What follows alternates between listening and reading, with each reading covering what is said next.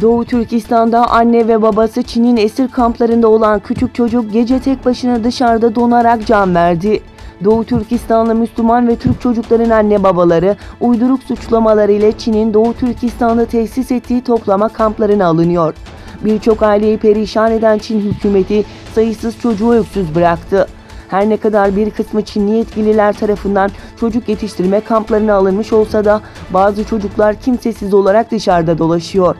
Gelen son bilgilere göre Doğu Türkistan'ın Hotan ili Karakaş ilçesine bağlı Zava köyünden Rahmetullah Şirbaki isimli minik çocuğun cansız donmuş bedeninin bölgedeki derede bulunduğu öğrenildi. Doğu Türkistan'da uygulanmakta olan baskı, zulüm ve işkencelere karşı tek yürek olan Atatürk Üniversitesi öğrencileri, Ülke Ocakları Erzurum İl Başkanlığı Üniversite Birimi öncülüğünde protesto yürüyüşü düzenlediler. Yürüyüşe yaklaşık 5000 kişi katıldı.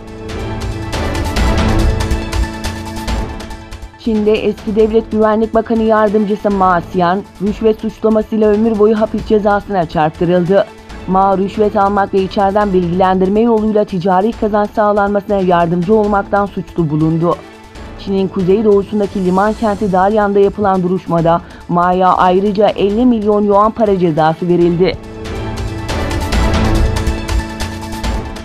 ABD Başkanı Donald Trump tarafından hazırlandığı öğrenilen bir başkanlık kararnamesiyle Amerikan şirketlerinin bazı donanımlarının Çin'in Huawei ve ZTE'den tedarikinin ulusal güvenlik gerekçesiyle kısıtlanması gündemde. Çinli telekomünikasyon şirketlerine yönelik kısıtlamaya dair kararnamenin Ocak ayında yayınlanması bekleniyor. Rus gazetesi ABD'nin Suriye'den çekilmesiyle İsrail'in Suriye'de kapsamlı bir savaşa hazırlandığını iddia etti. Rusya'da yayımlanan gazeteye göre ABD'nin Suriye'den çekilme kararının ardından İsrail'in bölgede kapsamlı bir savaşa hazırlandığı yazıldı.